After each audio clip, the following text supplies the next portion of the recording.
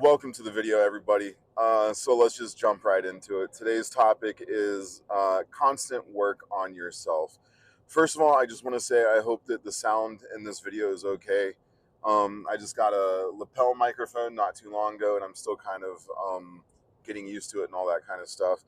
But yeah, and also I'm on the Autobahn in a car right now, so hopefully the sound will be okay. But the theme of this video is working on yourself, constant work on yourself. So, you know, the one thing that I've learned about in my whole journey of not drinking alcohol is that um, when we are drinking alcohol, us alcoholics or whatever, when we're drinking actively,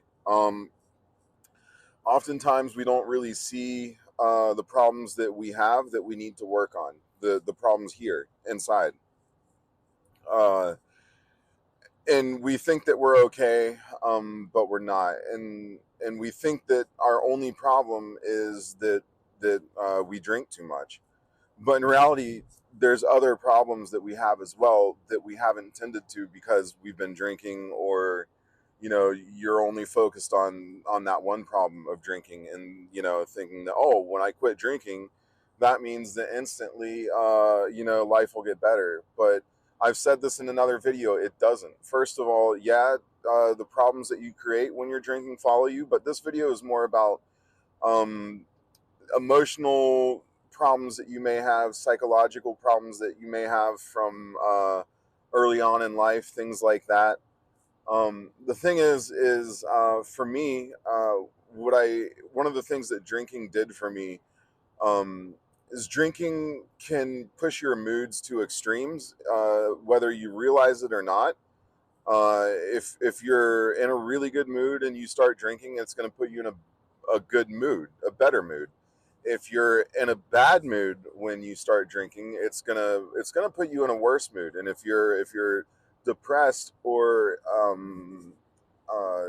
sad when you start drinking, it might make you feel a little bit better for a few minutes or a few hours, or an hour or so, but eventually that's going to hit you and it's going to come back to you, and it's going to be even worse. It's going to get amplified, I promise you that.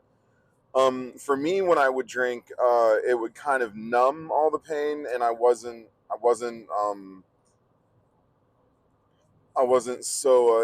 It gave me more patience, quote unquote, more patience. Not really, but it allowed me to put things out of my head and not think of them, so that it didn't bother me so much, and I didn't blow up on people or anything. So I was a peaceful drunk, which thankfully, I wasn't like a violent drunk. I didn't really blow up on people. There were a few times where I got a little too extreme, but it wasn't anything physical, and it wasn't normal for me. But when I quit drinking, one thing I noticed actually was that my patience level went down a little bit. It actually became easier for me um, to freak out on people a little bit, like, because I have a lot of thoughts, and a lot of my mind. I know it doesn't sound like it when I talk. I'm kind of a monotone speaker, but it's like crazy trains up in here, just thoughts going.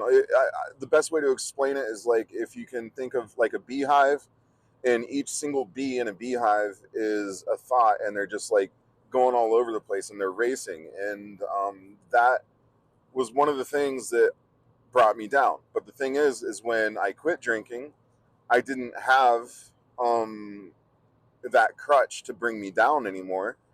And one of the things that I've had to constantly work on is patience and thinking before I really speak, and freak out on people. And you have to constantly work on this, and that was one of my problems, that I wasn't able to work on when I was drinking. But the thing is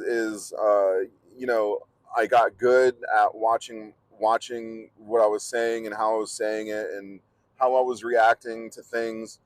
But the thing is just because I got good at watching how I was reacting to things, you, it's easy to get comfortable and let yourself slip. And that's what I mean by constant work. So let me just give you an example here. The past, I would say, month, 3 weeks to a month, the past 3 weeks to a month for me have been a little extra stressful. There's some stuff going on in the family. I have to go back to America to visit. It's a little bit private. It's not good, but everything will be okay. Yes, I will be living. I'm not like losing my home here in Germany or anything. I'm just going to America to visit. But I have a lot of stress. Uh, and I've noticed I was at work and there was an email that was sent and I felt like it was directed to me, but it wasn't. And I just, it was a little thing and it was nothing, but I spent 2 hours just so focused on this. And my energy, I felt that I was attacked and I was just, I was speaking to like my higher ups about it. Like, why can't you just come to me and talk to me personally, blah, blah, blah. And I was just freaking out. And they could see that I was stressed out from other things. They were just like, yeah, okay, Robert. Yeah, no, I understand, yeah, and but the thing is here I am. I'm making an ass out of myself.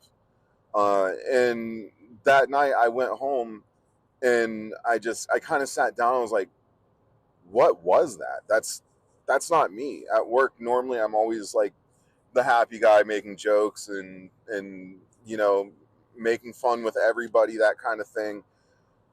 And I'd realized that I had gotten comfortable and I had stopped working on my patience and my mindfulness.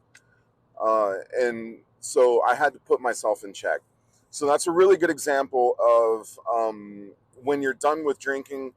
Just because you're done with drinking doesn't mean that there aren't other things that you need to work on. That's what life is all about, and don't expect to ever be finished with that. If I live to make it to be 80 years old, I'm still going to be learning things at 80 and experiencing things at 80. It's never going to stop. And that means the work on yourself should also never stop. So this video really, yeah, it's targeted for drinkers, but for those of you who are not alcoholics, the same goes for you too. The problems that you have in life, you can't ever stop working on those. It's something, it's a garden that has to be tended to in your mind. If you don't water the garden, it dies, and it attracts all kinds of things that you don't want. So that's pretty much it for the video. I hope you guys liked it. If you did, go ahead and hit the subscribe button. Share with anybody who may be having trouble with alcohol.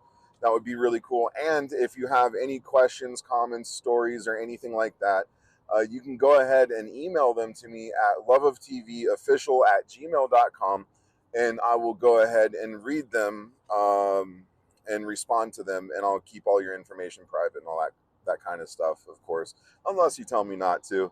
But anyways, guys, thanks for watching. Peace.